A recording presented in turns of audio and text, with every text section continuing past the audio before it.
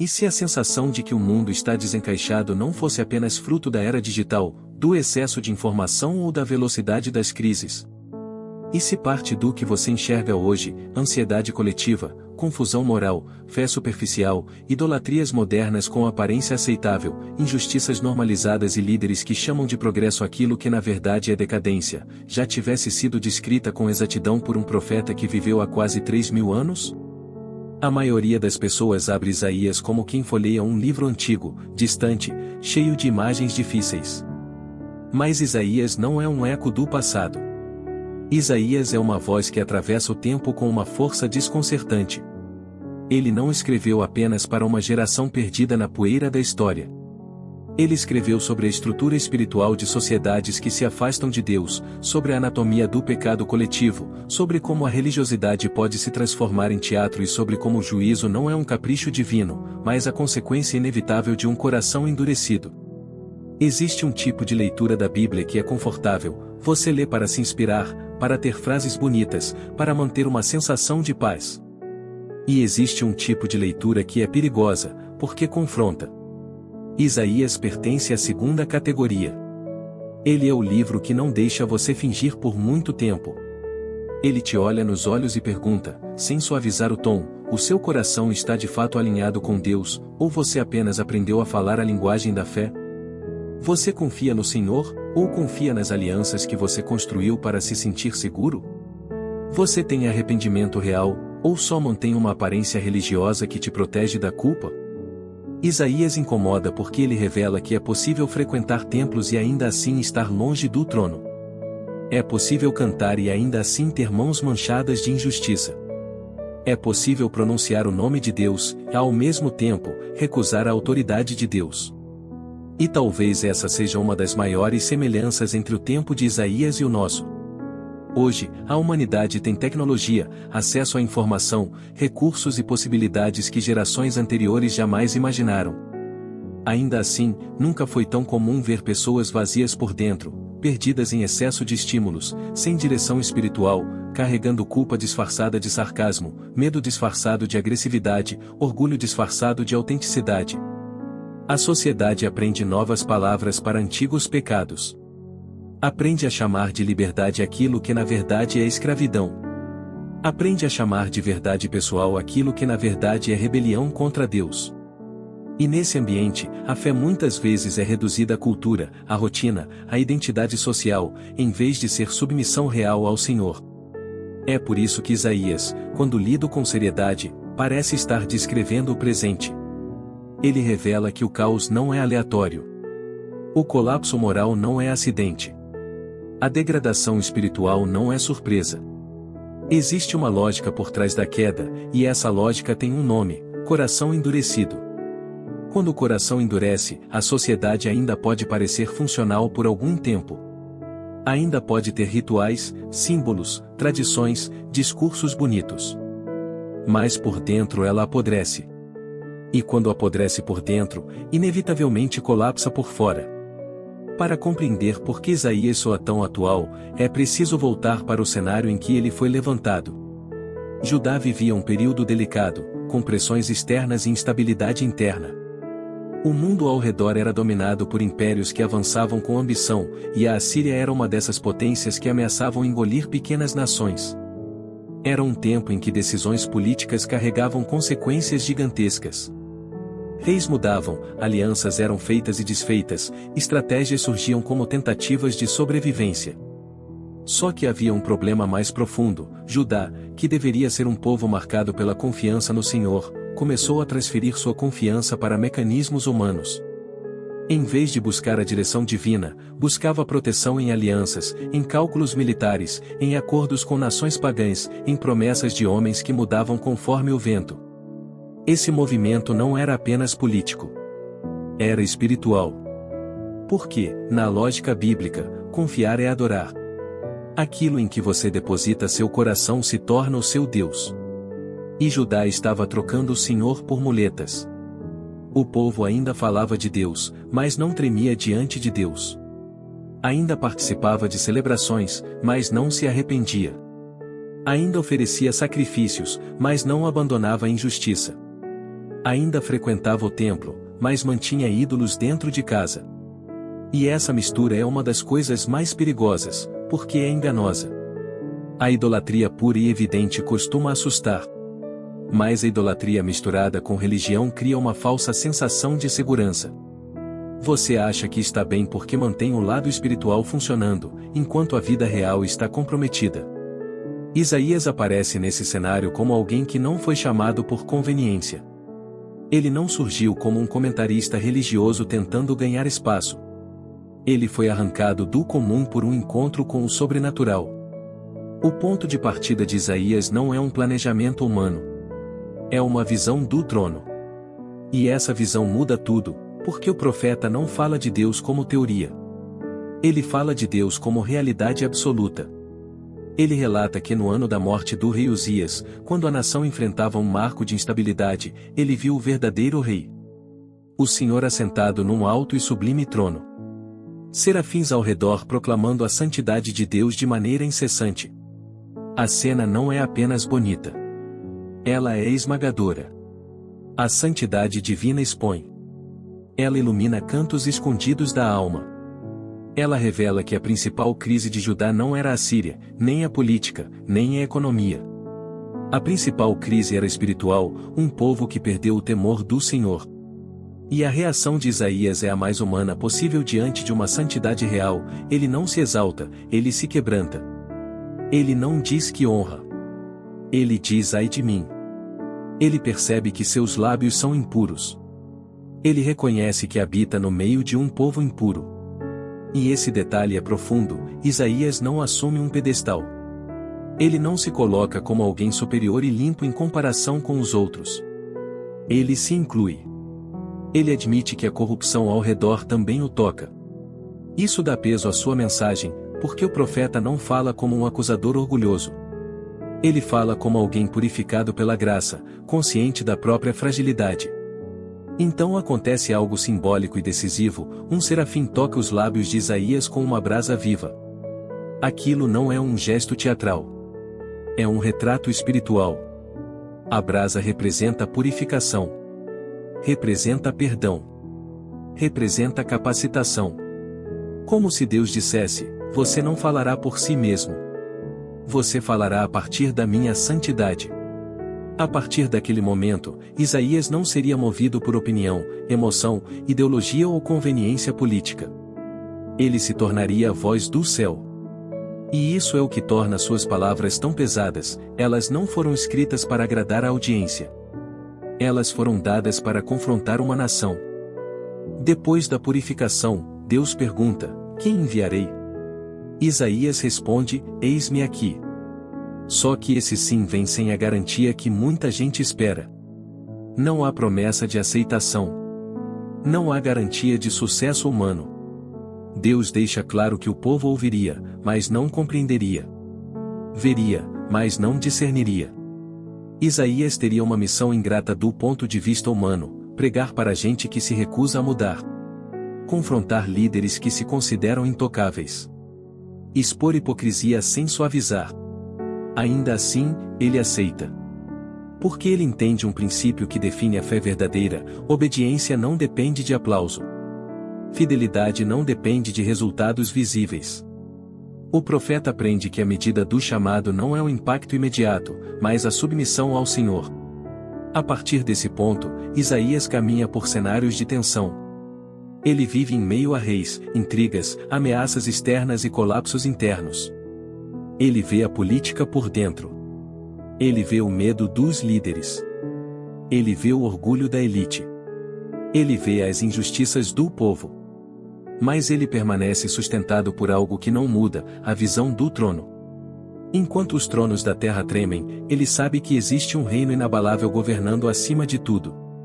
E essa consciência permite que ele enxergue além do seu próprio tempo. Porque Isaías não profetiza apenas sobre a crise do seu século. Ele revela padrões que atravessam a história e aponta para a obra definitiva de Deus. Judá carregava um legado sagrado. Era o povo da aliança, descendente de Davi, guardião do templo, herdeiro de promessas. Só que herança, quando vira desculpa para pecado, se transforma em condenação. Muitos acreditavam que Jerusalém jamais cairia porque havia ali o templo e a linhagem davídica. Era uma falsa confiança. Uma segurança baseada em símbolos externos. Isaías despedaça essa ilusão. Ele mostra que Deus não se impressiona com o ritual quando o coração está distante. E aqui está uma das mensagens mais pesadas e mais atuais: a religiosidade pode ser usada como máscara para esconder uma vida corrompida. É possível manter a agenda espiritual e ainda assim ter um coração rebelde. É possível repetir frases santas e ainda assim praticar injustiça. Isaías denuncia que as práticas religiosas haviam perdido o sentido. Sacrifícios continuavam sendo oferecidos, festas eram celebradas, incenso subia, palavras de adoração eram pronunciadas. Mas a vida cotidiana não refletia arrependimento. O caráter não era transformado. A fé não moldava decisões. O culto havia se tornado encenação. Costume herdado. Tradição vazia. E Deus, através de Isaías, declara que não se agrada de culto vazio. Não porque Deus odeia adoração, mas porque Deus odeia hipocrisia. Ele não aceita ser usado como ornamento para justificar pecado. O profeta também expõe a dimensão social do problema. A injustiça dominava a cidade. Os órfãos eram esquecidos, as viúvas ignoradas, os pobres explorados. Sistemas corrompidos protegiam os fortes e esmagavam os fracos. Juízes aceitavam subornos. Líderes religiosos toleravam idolatria por conveniência. Profetas diziam aquilo que o povo queria ouvir. A verdade era substituída por discursos confortáveis. E aqui Isaías acerta em cheio em um ponto que atravessa os séculos: quando a sociedade abandona a santidade, ela não se torna neutra. Ela se torna injusta. Porque o pecado, por natureza, destrói o próximo. A decadência espiritual nunca fica apenas no mundo interior. Ela vaza para as ruas. Ela se torna opressão. Ela vira exploração. Ela vira cinismo. Judá, segundo Isaías, não abandonou Deus de maneira explícita. Fez algo mais perigoso: manteve o nome de Deus, mas substituiu a autoridade de Deus por interesses próprios. Isso é pior do que um abandono declarado, porque cria autoengano. O povo consegue se convencer de que está bem com Deus enquanto vive em rebelião. E quando o autoengano se instala, a consciência adormece. O pecado deixa de doer.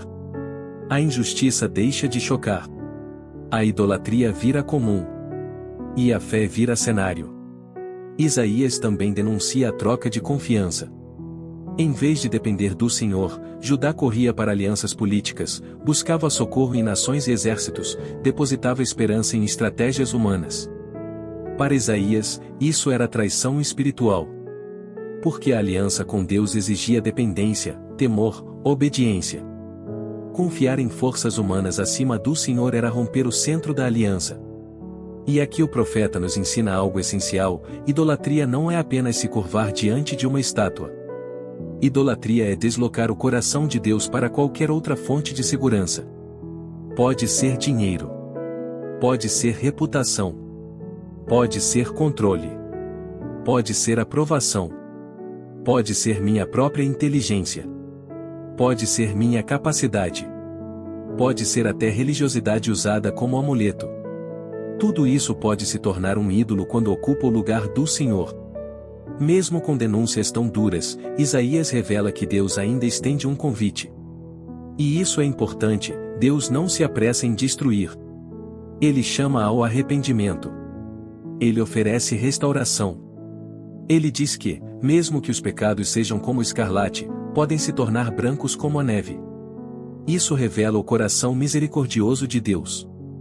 Só que também revela um limite: a misericórdia desprezada repetidamente endurece o coração. A chance rejeitada continuamente transforma o convite em juízo inevitável. A nação estava doente e se recusava a reconhecer a enfermidade. E essa recusa tornava a disciplina inevitável. Isaías então anuncia consequências históricas. O juízo não era simbólico. Era real. O profeta descreve cidades devastadas, campos abandonados, ruínas, colapso e exílio. Para os contemporâneos dele, isso parecia extremo. Muitos acreditavam que Jerusalém jamais cairia. Achavam que o templo era garantia automática. Isaías mostra que proteção divina não opera onde há infidelidade contínua. Deus não é um talismã. Deus é rei. E quando um povo insiste em usar Deus como ornamento e rejeitar sua autoridade, o colapso se aproxima. O juízo anunciado tem também um propósito pedagógico. Deus permitiria a destruição, não por prazer, mas como último recurso para quebrar a soberba nacional e expor a mentira da falsa segurança. Isaías deixa claro que o colapso não viria por falta de rituais, mas por ausência de arrependimento verdadeiro. O povo mantinha a forma e desprezava a essência. E quando a essência é desprezada, a forma não salva ninguém. Décadas depois, as palavras do profeta se cumprem. Babilônia se levanta. Jerusalém é saqueada. O templo é destruído. Os muros são derrubados. O povo é levado cativo. A nação que se julgava invencível é reduzida a ruínas. Esse cumprimento histórico é um selo. Isaías não falava por especulação. Ele falava por revelação. Ele não estava inventando medo. Ele estava anunciando realidade. E isso reforça a seriedade do que ele diz ao longo de todo o livro. Quando Deus adverte, ele não está brincando. A história responde à voz do Senhor. O exílio não foi apenas geográfico. Foi espiritual. Longe da terra e do templo, o povo foi forçado a encarar a própria infidelidade. Foi obrigado a reconhecer que ignorar Deus não apaga as consequências. Apenas aumenta a dor. E nesse ponto surge uma pergunta silenciosa, quase inevitável: se tudo foi destruído, existe esperança? Existe futuro? Existe algo além das cinzas? E é aqui que Isaías começa a revelar a parte mais surpreendente da mensagem. Porque ele não foi levantado apenas para expor pecado e anunciar juízo. Ele foi levantado para anunciar o plano soberano de Deus. Ele mostra que, mesmo quando o povo falha, Deus não perde o controle. Mesmo quando a nação se desvia, Deus não abandona sua promessa. Mesmo quando a ruína chega, Deus ainda escreve o próximo capítulo. E esse próximo capítulo não depende do mérito humano, mas da iniciativa divina. Isaías anuncia que a esperança não viria de reformas políticas, nem de um rei mais forte, nem de uma aliança mais inteligente. A esperança viria de uma intervenção divina sem precedentes. Deus se aproximaria. Deus entraria na história de maneira íntima. A profecia do Emanuel surge como algo quase inacreditável. Uma virgem conceberia e daria à luz um filho, e seu nome revelaria sua essência: Deus conosco. Isso não é apenas Deus ajudando de longe. É Deus presente. Deus entre nós. Deus habitando no meio do povo. Isaías descreve esse menino com títulos que ultrapassam qualquer governante comum. Ele fala de alguém que não seria apenas um sinal, mas a manifestação do próprio Deus. Admirável Conselheiro, Deus Forte, Pai da Eternidade, Príncipe da Paz. Esses títulos carregam uma afirmação profunda: o Messias não seria um herói humano elevado por propaganda. Ele seria a resposta do céu para a crise da terra. Ele seria a presença de Deus na história humana. E seu reino seria eterno, baseado em justiça e retidão, sustentado pelo zelo do próprio Senhor. Mas Isaías também destrói a expectativa humana sobre como esse Messias agiria. A lógica humana esperava poder militar, imposição política, força externa. Isaías revela um caminho diferente: o Messias viria para estabelecer justiça, não para alimentar violência. Seu governo seria firme, mas não corrupto. Seu reino seria inabalável, mas não baseado em opressão. E isso é importante porque mostra que Deus não resolve o problema do mundo reproduzindo o mesmo espírito do mundo. Deus não vence o mal copiando o mal, Deus vence com santidade. Mesmo assim, a parte mais chocante ainda estava por vir. Isaías não apenas anuncia um Messias rei. Ele anuncia um Messias servo. Um Salvador que não viria apenas para reinar, mas para sofrer. Aqui, o profeta derruba qualquer expectativa superficial. Em vez de glória imediata, ele descreve um caminho de rejeição. Em vez de aplausos, ele descreve desprezo. Em vez de triunfo fácil, ele descreve entrega total. O capítulo 53, que ecoa em toda a Escritura, apresenta o Messias como um servo desprezado, rejeitado, alguém sem aparência atraente aos olhos humanos. Ele não seria admirado pela estética do poder. Não teria glamour aos olhos da sociedade. Ele seria ignorado, ferido, quebrantado. E Isaías deixa claro que esse sofrimento não seria por culpa própria. Ele carregaria dores que não eram dele. Ele suportaria enfermidades que não eram dele. Ele seria ferido pelas transgressões do povo. O castigo que traria paz cairia sobre ele. E isso revela a natureza da redenção, substituição. Não é um homem sofrendo por heroísmo. É o servo sofrendo para salvar. Isaías também descreve a postura desse servo diante da injustiça. Ele não abre a boca, como um cordeiro levado ao matadouro. Esse silêncio não é impotência. É obediência. É submissão consciente ao propósito divino. O servo não é vítima do acaso. Ele é participante do plano eterno de Deus. E Isaías anuncia que esse sofrimento não terminaria em derrota. O servo veria o fruto do seu trabalho e ficaria satisfeito. Haveria continuidade após a morte. Haveria vitória após a dor. Haveria exaltação após a humilhação. A cruz seria caminho para a glória. O sofrimento seria o preço da salvação. Séculos depois, a vida e a morte de Jesus se tornam um espelho assustadoramente fiel dessas palavras. Rejeição. Sofrimento. Acusação injusta. Silêncio diante dos acusadores. Morte. A cruz não foi improviso. Foi cumprimento. Isso muda completamente a leitura da história. A redenção não é um plano de última hora. Ela é o centro do roteiro divino. Deus não foi surpreendido pelo pecado humano. Deus já tinha anunciado, através de Isaías, que a salvação viria por amor sacrificial. E isso revela algo ainda mais profundo: se Deus está conosco, Ele não está apenas presente no conforto. Ele está presente no sofrimento. Ele está disposto a carregar o peso que nós não conseguiríamos carregar. Mas Isaías não termina no sofrimento do servo. Ele levanta o olhar para além da cruz e enxerga a restauração final. Ele vê que a obra de Deus não se limita a salvar indivíduos e deixá-los perdidos num mundo sem esperança. Ele vê um futuro em que Deus restaurará seu povo e, no fim, renovará a criação. A história não caminha para um caos sem sentido. Ela caminha para um desfecho conduzido pelo próprio Senhor. Isaías fala de uma restauração que não é apenas arquitetônica. Não é apenas reconstruir muros. É restaurar identidade. A cidade que foi chamada de abandonada receberia um novo nome. O lamento daria lugar ao gozo. A vergonha seria substituída por honra. Isso aponta para algo que Deus faz de maneira consistente. Ele não apenas conserta circunstâncias, Ele cura o coração. Ele não apenas devolve coisas, Ele devolve propósito. Ele não apenas restaura o exterior, Ele recria o interior. E Isaías conecta essa transformação ao derramamento do Espírito do Senhor.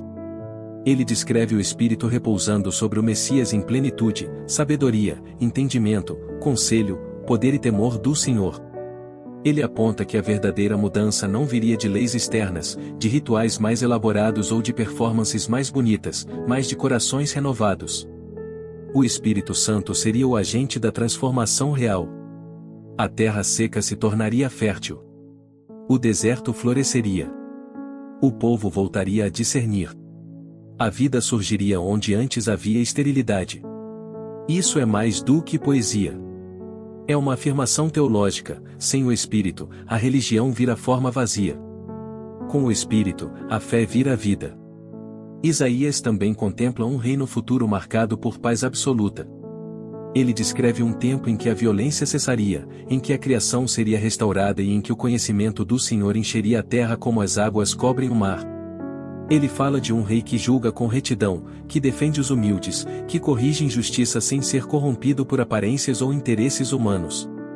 Um governo eterno, santo e inabalável. E isso é um contraste direto com os reinos humanos, que tendem a corromper, oprimir e decepcionar. Isaías aponta para um reino que não falha porque é governado pelo próprio Deus. Essa visão final conecta todas as peças. O chamado de Isaías, o juízo sobre a hipocrisia, a denúncia da injustiça, o anúncio do exílio, a promessa do Emanuel, o retrato do servo sofredor, o derramamento do Espírito, a restauração e a paz futura, tudo converge para uma conclusão: a história tem direção. E se a história tem direção, então o presente não é apenas um amontoado de acontecimentos aleatórios. O presente é parte de um roteiro maior. E aqui chegamos ao ponto que transforma tudo em algo pessoal. Porque Isaías não foi escrito para você apenas dizer: que interessante. Ele foi escrito para você responder. O profeta não escreveu para satisfazer curiosidade intelectual. Ele escreveu para provocar arrependimento, alinhamento e transformação. Ele mostra que Deus fala antes de agir, adverte antes de julgar e oferece misericórdia antes da consequência. O problema é que muita gente quer ouvir Deus como quem ouve uma música de fundo, bonito, mas ignorável. Isaías não permite isso. Ele exige decisão. Depois de percorrer as visões do profeta, uma pergunta se torna inevitável: o que você fará com essa revelação? Porque conhecer a verdade e não responder a ela é permanecer no mesmo lugar. É ouvir e continuar endurecido. É ver e continuar cego. Isaías mostra que o maior perigo não é a falta de informação. O maior perigo é o coração que se acostuma a ignorar Deus. É a pessoa que aprende a linguagem da fé, mas não se rende. É o povo que mantém o nome do Senhor, mas substitui sua autoridade por interesses próprios. Se Isaías estivesse vivo hoje, ele provavelmente não estaria preocupado em agradar multidões, nem em construir reputação, nem em ser aceito por todos. Ele estaria preocupado em despertar consciências.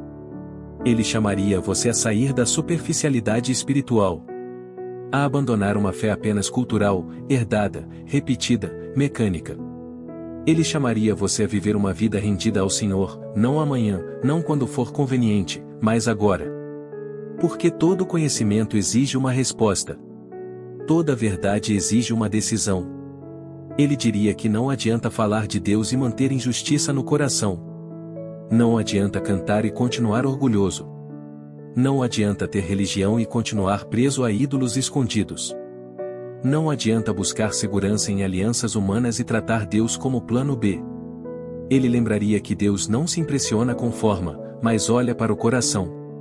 Ele lembraria que Deus não negocia santidade com quem quer manter pecado de estimação. Ele lembraria que Deus oferece misericórdia, sim, mas que desprezar misericórdia repetidamente endurece a alma e transforma a vida num deserto. E então vem um convite que é ao mesmo tempo simples e profundo: volte ao essencial. Volte ao temor do Senhor. Volte à palavra. Volte à verdade. Porque Isaías não é apenas um livro sobre o passado. É um chamado para o presente. É Deus dizendo que a história não está fora de controle, e que a maior crise do mundo não é falta de tecnologia, nem falta de dinheiro, nem falta de informação, é falta de arrependimento. É falta de coração quebrantado. É falta de rendição. É falta de santidade. E quando você entende isso, você começa a enxergar o presente de outro jeito. Você percebe que muitas das dores que a sociedade vive são consequências de escolhas espirituais coletivas. Você percebe que o vazio que tantas pessoas carregam não será preenchido por distrações. Você percebe que a paz que o mundo promete é frágil e depende de circunstâncias, mas a paz do Príncipe da Paz é eterna e nasce de uma reconciliação real com Deus. Você percebe que o problema do pecado não é resolvido com maquiagem moral, mas com redenção. E Isaías mostra que essa redenção tem um nome e um caminho: o servo que sofre por nós, o Emanuel que habita entre nós, o Messias que reina com justiça. Então a reflexão se torna inevitável. Se as profecias se cumpriram com tanta precisão no passado, por que tratar com descaso aquilo que ainda aponta para o futuro? Se o Messias já veio, sofreu e ressuscitou, como você tem vivido diante dessa verdade? Você está preparado para o reino que vem ou apenas confortável no mundo que passa? Você está vivendo uma fé real ou apenas mantendo uma aparência espiritual que te dá sensação de pertencimento, mas não transforma seu caráter? Você está buscando Deus por quem Ele é, ou está usando Deus como recurso para conseguir o que você quer? A fé verdadeira não é apenas emoção momentânea. Não é só arrepio. Não é só uma frase bonita. Fé verdadeira é transformação diária. É renúncia. É alinhamento. É permitir que Deus purifique os lábios, os pensamentos, os desejos, as motivações. É deixar o Espírito Santo trabalhar onde ninguém vê. É viver com integridade quando não há plateia. É abandonar o que precisa ser abandonado, mesmo que doa. É escolher obediência quando seria mais fácil escolher conforto. É construir a vida sobre o Senhor, e não sobre alianças humanas. E talvez essa seja a coisa mais urgente de todas: Deus não está apenas te mostrando um roteiro para você ficar impressionado. Deus está te chamando a responder. Porque Deus não fala para informar. Deus fala para salvar. Para despertar. Para corrigir. Para alinhar. E Isaías deixa isso claro do começo ao fim: a história pertence ao Senhor. Ele reina acima dos tronos da terra. Ele não é confundido pelo caos. Ele não é surpreendido por crises. Ele não é vencido pelo pecado humano. Ele chama, purifica, envia, confronta, julga, restaura e cumpre suas promessas. Se essa mensagem te alcançou, não trate como mais um conteúdo que você consome e esquece. Faça algo com isso. Busque a Deus com sinceridade. Ore sem máscara. Peça que o Senhor revele onde sua fé virou forma vazia. Peça que Ele destrua ídolos que você talvez tenha normalizado. Peça que Ele te devolva temor do Senhor, aquele temor que não é pânico, mas reverência, consciência de quem Deus é, consciência de que a santidade dele é real. Peça que Ele te faça alguém que vive a verdade, não apenas alguém que fala sobre a verdade. Porque no fim, Isaías não te deixa em um lugar neutro. Ele te coloca diante de uma decisão. Ele te lembra que Deus ofereceu misericórdia antes da consequência. Ele te mostra que a ruína não precisa ser o último capítulo, porque Deus escreve restauração. Ele te mostra que a cruz não foi improviso, foi cumprimento. Ele te mostra que a história caminha para um reino eterno, e que viver como se isso não existisse é viver cego diante da realidade mais importante. Isaías viu o trono. Isaías viu o colapso. Isaías viu o juízo. Isaías viu o Messias. Isaías viu o servo sofrendo. Isaías viu a restauração. Isaías viu a glória futura. E agora, de certa forma, você vive dentro desse roteiro. A decisão não é do profeta. A decisão é sua. Se você vai ignorar, endurecer e seguir a vida como se fosse tudo coincidência, ou se você vai ouvir a voz de Deus, se render, alinhar sua vida com a verdade e caminhar com os olhos na eternidade, enquanto vive o presente com fidelidade. E se você quer continuar mergulhando em verdades profundas como essas, permaneça firme. Leia as Escrituras com reverência. Busque entendimento com humildade. Não tenha medo de ser confrontado. O confronto de Deus não é para te destruir, é para te salvar. Porque a santidade que quebranta também purifica. O trono que assusta também chama. O Deus que julga também perdoa. O mesmo Senhor que denuncia a hipocrisia é o que estende a mão e diz: "E venha". Ainda há caminho. Ainda há restauração. Ainda há vida. Se você gostou desse conteúdo, deixe seu like, se inscreva no canal e ative as notificações, para ser avisado sobre os próximos vídeos. Deus te abençoe, até a próxima.